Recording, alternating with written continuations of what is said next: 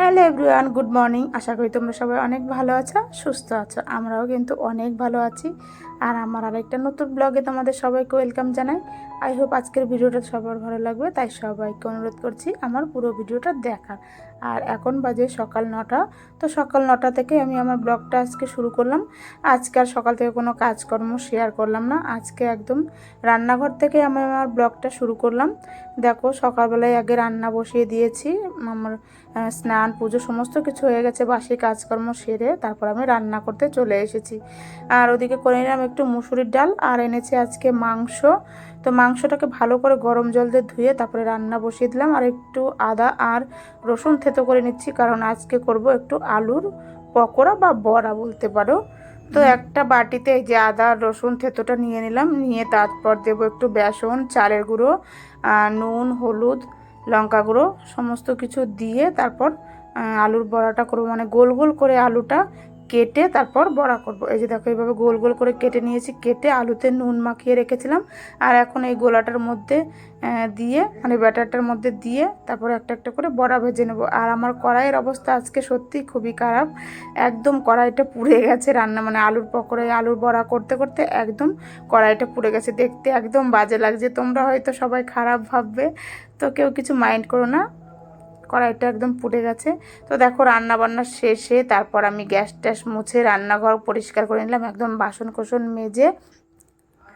আজকে সকালবেলার কাজকর্ম আর কিছু শেয়ার করলাম না, কারণ আজকে বিকেলবেলা একটু ন্যাড়াপড়া দেখতে যাব, তাই সেই ভিডিওটাই আজকে তোমাদের সঙ্গে শেয়ার করব।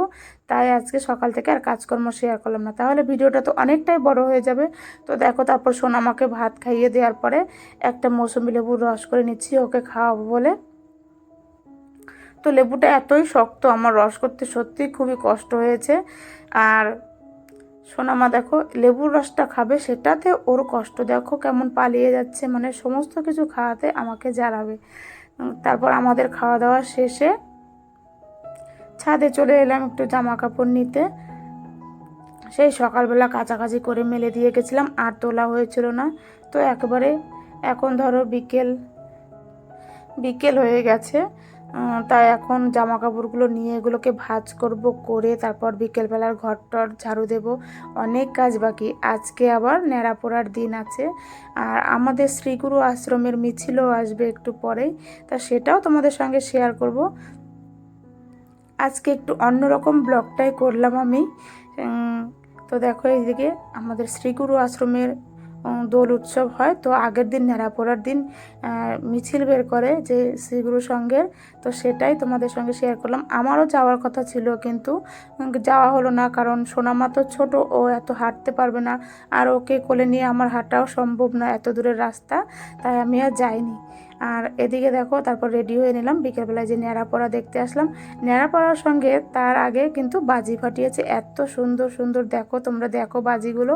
আর এখানে পুরো মিউট করে দিলাম, কারণ এখানে ডিজে চলছিল, কপিরাইট পড়বে, তাই আমি এটাকে মিউট করে দিলাম। আর দেখো বাজিগুলো যে এত সুন্দর, এত একটা ক্লাবে করেছে, মানে এটা অগ্নিশিখা ক্লাব আমাদের এখানকার, এখানে দুর্গাপূজাও হয় বড় করে। আর বাজিটাও ফাটিয়েছে খুব সুন্দর সত্যি, আর ন্যাড়াপোড়াও হবে, তোমরা দেখো তাহলে।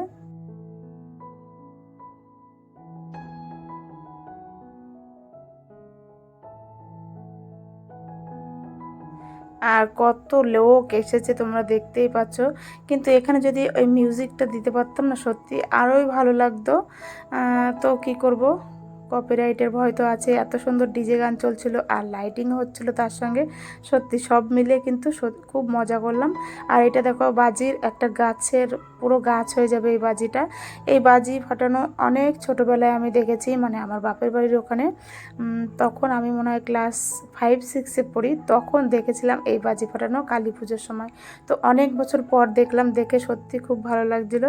সেই ছোটোবেলার কথাটা মনে পড়ে যাচ্ছিলো, মার সঙ্গে যেতাম দেখতে।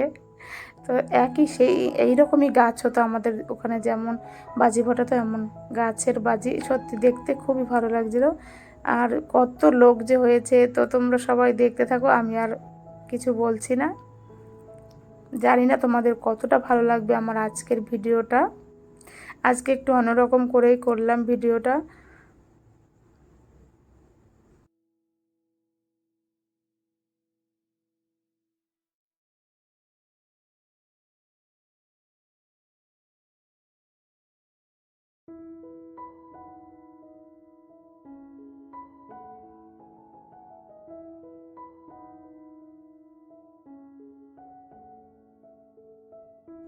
আর এই বাজিটা দেখো সব থেকে সেরা লেগেছে আমার এইটা সবার লাস্টে করেছে, মানে এইটা সব থেকে বড় বাজি ছিল এটা।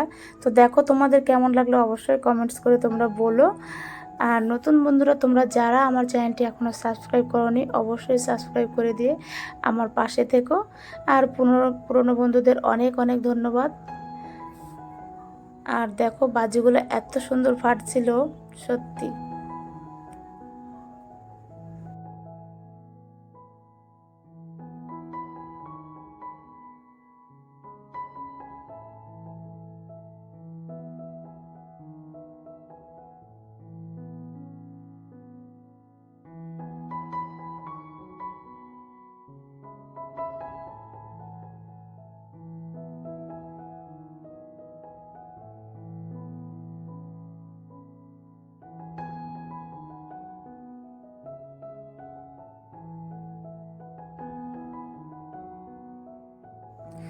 অনেক টাকার বাজি ফাটিয়েছে সত্যি, খুব ভালো লাগছে। আর এই বাজিগুলো কিন্তু আমরা সহজে দেখতে পাই না। তো দেখো আমাকে একটু তুললে কিন্তু মাঠের পুরো লাইট অফ করা ছিল, তো কারোর মুখ ঠিক মতো বোঝা যাচ্ছিল না, কারণ বাজিগুলো ফাটছিল আর ওদিকে ডিজে লাইট জ্বলছিল আর পুরো মাঠের লাইট অফ করা ছিল, কারোর মুখ ঠিক মতো দেখা যাচ্ছে না। তোমরা দেখতেই পাচ্ছ যে কত লোক হয়েছে মাঠের ভিতরে।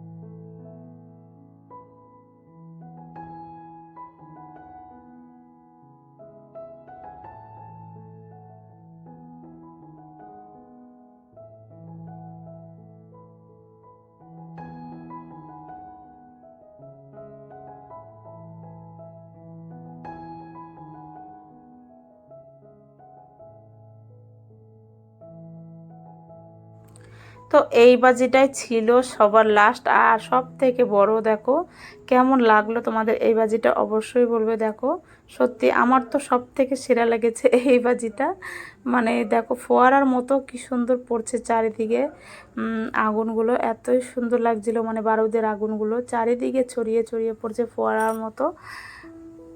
তো এটাই ছিল লাস্ট, তারপরে হবে বুড়ির ঘর পোড়ানো, মানে ন্যাড়া পোড়া, তোমরা কি বলো জানি না, আমাদের এখানে ন্যাড়া পোড়াও বলে আবার বুড়ির ঘরও বলে।